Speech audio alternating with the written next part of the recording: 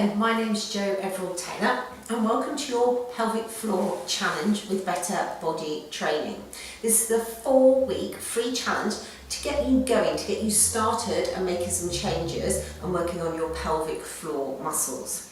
So the pelvic floor is a complex interwoven area of muscle and soft tissue. It runs down, so your spinal column runs down here, you've got your sacrum coming through into the coccyx, and you've got attachments all around this area here, and it comes all the way through to the front of the body and this joint area here called your pubis symphysis.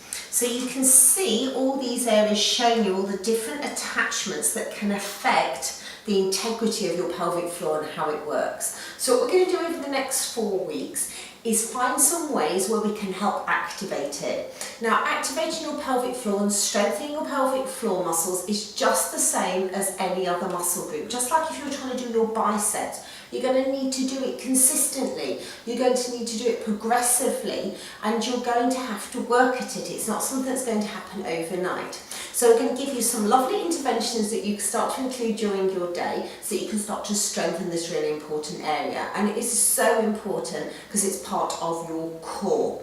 If you think about all of the loading that comes down through the body, if you have a weakness through your pelvic floor, you're going to upset the whole integrity of the core. It's almost like being a baked bean can, where you've got the diaphragm, the big breath muscle on the top here. You've got the abdominal muscles that attach around, the spinal muscles, and lots of fascia, so lots of connective matrix, collagen matrix that give body support. But if your pelvic floor, the base of that, if you think about if you opened a baked bean can, tip the base side of that, it loses that support and that integrity. So we want to really strengthen that area so that your core fires more efficiently and effectively, as well as offset any of those other problems that you may or may not encounter, such as continence issues, such as prolapse issues. Have fun and let me know your results.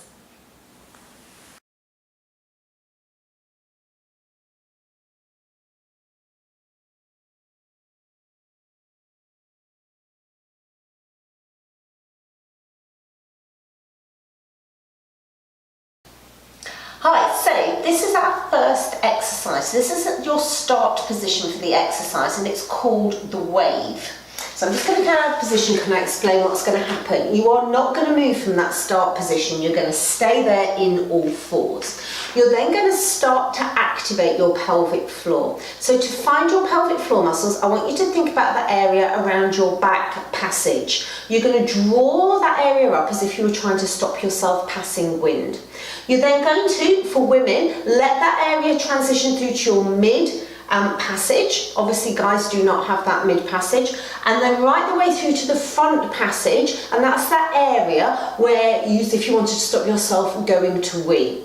And then you're going to release. So we're going to start at the back passage and we're just going to try and activate through to the front of the body and then release to the back. So you should be in this position like so, because that makes it nice and straightforward to find those muscle groups. You're just going to try and maintain that position. Now, you might feel some little flutterings through your lower abdomen, and that's absolutely fine. That's your deep core muscles, one of those areas that's working in connection with your pelvic floor. So it's a good thing if you feel that connection there as well. So please don't panic about that, nothing untoward happening there. I want you to have a go at between 5 to 10 repetitions of that. Remember, keep breathing, don't hold your breath. If you can use your exhale to really activate that lift at the front of the body, then that's great too. But please don't worry. I'd rather you just keep breathing normally rather than worrying about the breath. If you can get the muscular response to start with, the breath will flow with it. You're aiming to do this every day, so it should only take you about a minute, minute and a half really to get focused in on that. Once you start to get the idea of what it feels like, I want you to add that in. So those of you who drive, when you stop at the traffic lights, you're going to have a go at doing that wave. Those of you who put the kettle on making a cup of tea, have a go at that wave. Again, 5 to 10 repetitions if you can. And start to play with the speed of the activation. As your brain gets used to that, you should start to get a little bit quicker. Have fun.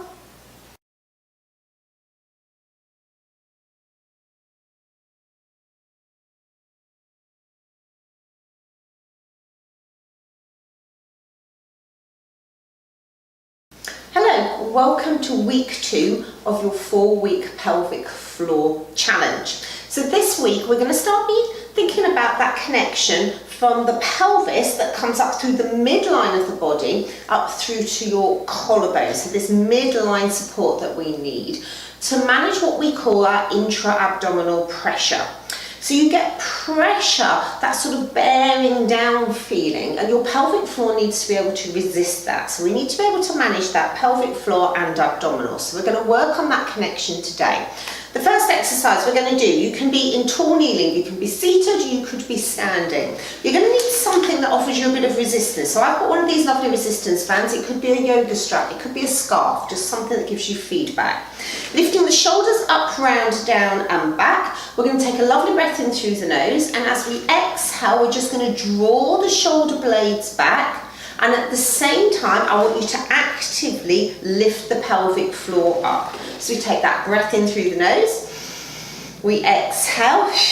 We draw through and up from the pelvic floor and think about lifting up towards those collarbone areas. I know that sounds odd, but I want you to get that lovely big lift up through the middle of the body. We're aiming for 8 to 10 repetitions here, and if you can, you're going to start to add this into the wave that you learned last week. So you're going to do the wave, and you're going to do that a couple of times a day, and you're going to add in this option here. Now we have another option going the other direction. Rather than opening up, we're going to squeeze together. So this time, same thing, but we're going to use a ball. You could easily use a cushion or a kid's football, whatever you've got to hand. We take that breath in, we stabilize the shoulders down and back, and as we exhale, we squeeze and release. Now at the same time, you might find that you're squeezing your buttocks to stabilize if you're in a tall kneeling position, and that's absolutely fine here. But I still want you to focus on that big lift up through the body. Think about your posture, stay nice and tall so don't kind of collapse forwards. Again, working on this, if you can do both of these, if not, think about maybe alternating them, or if you only have one piece of equipment, work on that. But whatever you do, keep working on it. This will not get you results if you don't actually do the exercises. If you can, start to think now, maybe I've done them once a day, can I do them twice a day? It takes moments out of your timetable to do these, but will make a huge difference going forwards. Have fun.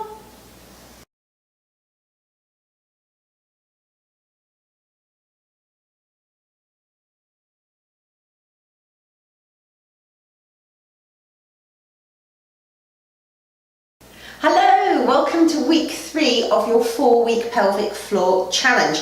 How are you getting on? You should be starting to develop a routine by now using the previous exercises. So we're going to add in this week something that plays on these lovely connections that we've got with your inner thighs. So you're going to be seated. You want something like a squishy ball or a cushion, something again just to squeeze against. All we're going to do is squeeze the ball together for a count of 3 and then release for a count of 3. Now as you do that, I want you to consciously get that lift through the middle of the body. So you're lifting up and then releasing, and you must fully release between all these exercises. Remember, don't think, oh, it's good to work them, I'll keep it switched on. You don't want to do that. You want to fully release, just so the brain doesn't get confused, and because it's got to, like any muscle, be able to shorten and tighten, and then they've got to be able to lengthen and fully release. Now what we're aiming for are 10 of these squeezes at this pace,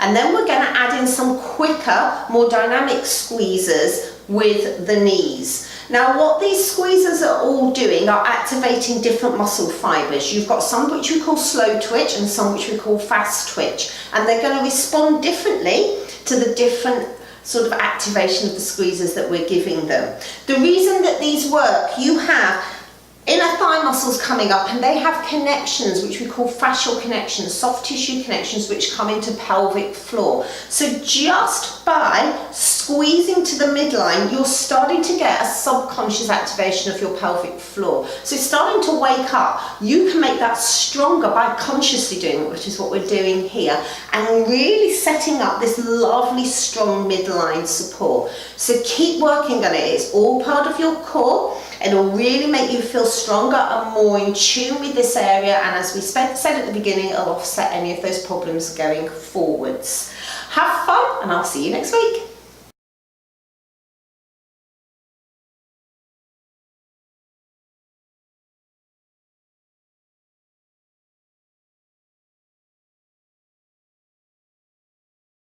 Hello, welcome to week 4. So the final exercise to add into our little program is a little bit more dynamic. So it's playing on that interaction between the response from the ground and then the response that we can have with our muscles because of that. So we're going to do a little stomping squat. We're going to turn in, and then we're going to turn out of the hip, 1, 2, 3. So we turn in, draw up, we stamp 1, 2, 3.